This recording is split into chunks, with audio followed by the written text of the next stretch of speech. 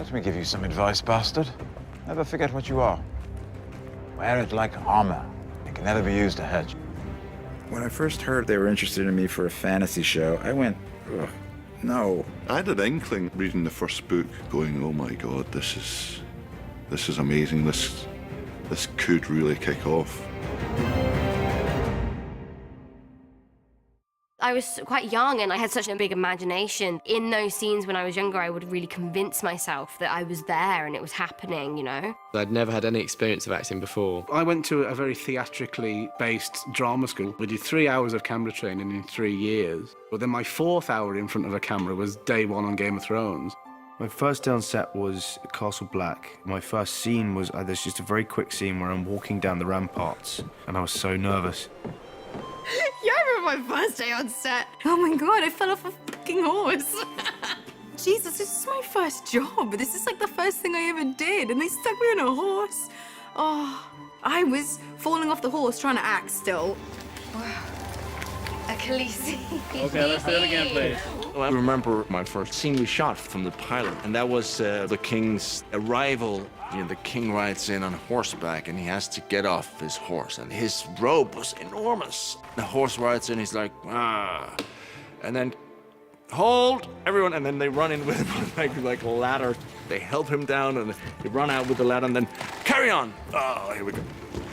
I vaguely remember it. It was like Sean Bean and Mark Addy and Lena, and I remember being so overwhelmed and terrified. I remember everybody clearly. I remember baby Sophie and baby Maisie and baby Isaac. And now they're, you know, out there, full grown. The most shocking scene that I didn't see coming. Stop him! Stop! From then on, I started to distrust the show as to like whether they'd kill my favorite character or not. I think the most shocking was probably my death. The Hodor moment, I couldn't quite believe. Hold the door! Hold the door!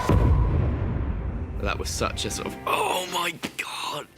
I watched The Red Wedding, and I didn't really read into it in the script of what happened. I think I just did my bit and went la la la, and then when it came out, I remember I watched it in the morning. I'm a big guy, big tough guy, but guess what? I burst into tears. That was an absolute shocker. I remember just watching going, no, no, no, no, no, no, no, no, what?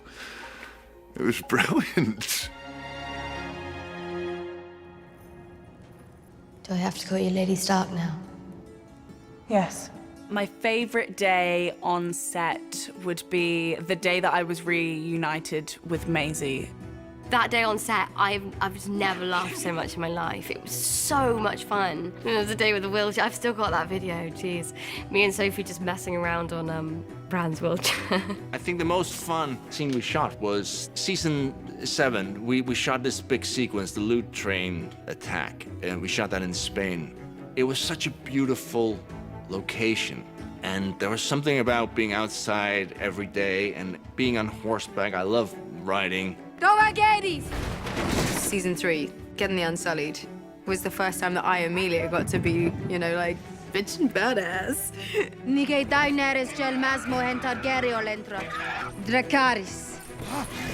It was really cool.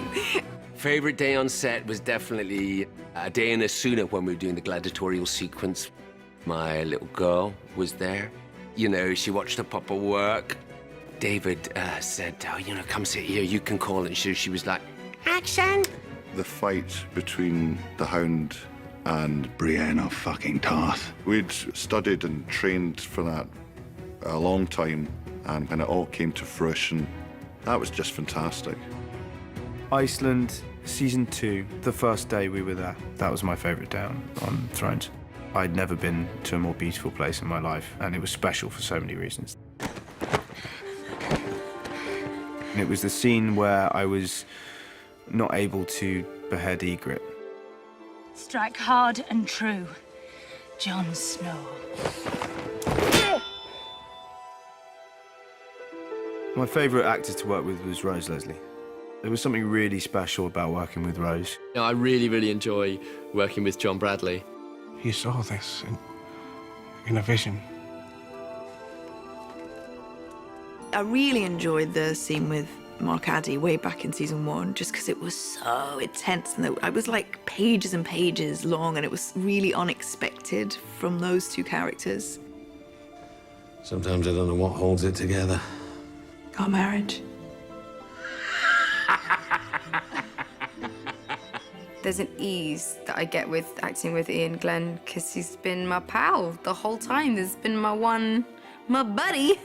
And the most beautiful thing about Amelia is she has no idea how good she is. She genuinely has no idea. And she still has no idea. She's always sort of vulnerable, which is part of a great gift. I think in terms of my favourite scene partner, it'd have to be Kit.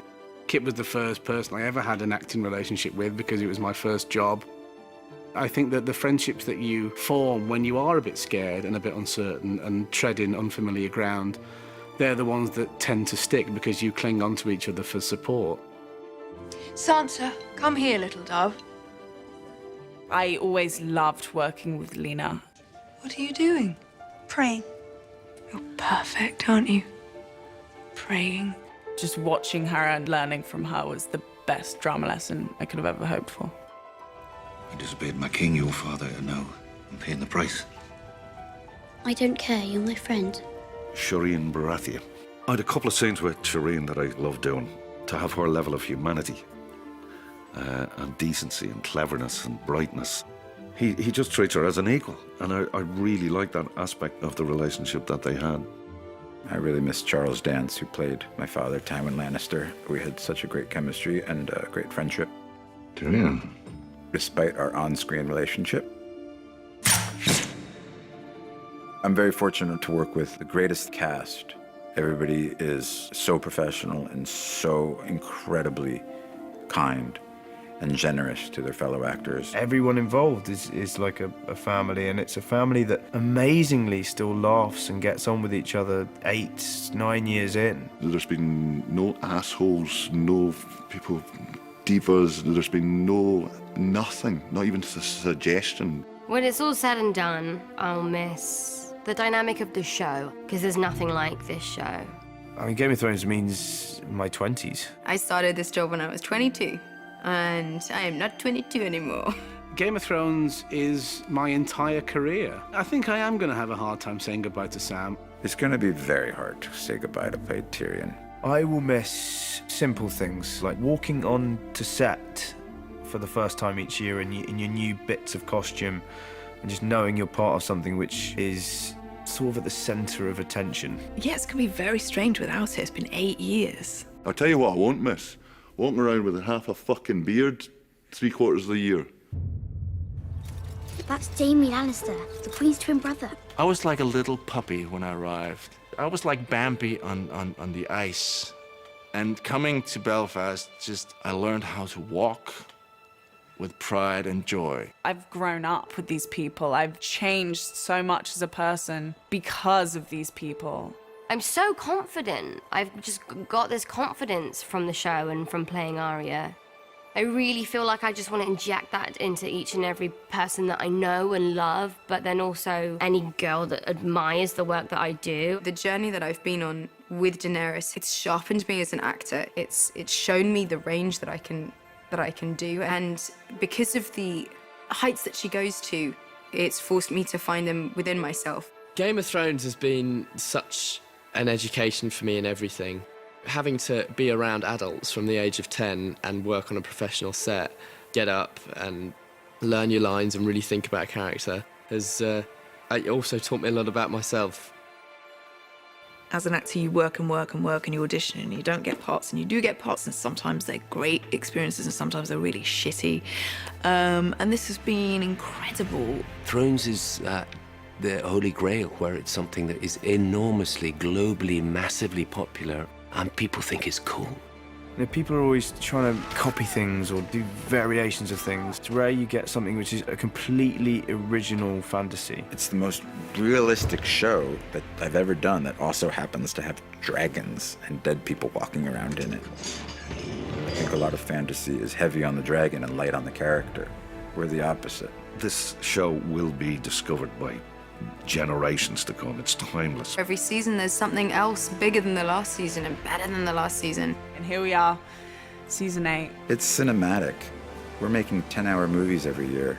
The fact that this is really a full stop on this story is sad, because I think everyone's been so invested in this story that we never want to see this come to a close. But it must, and it will be good.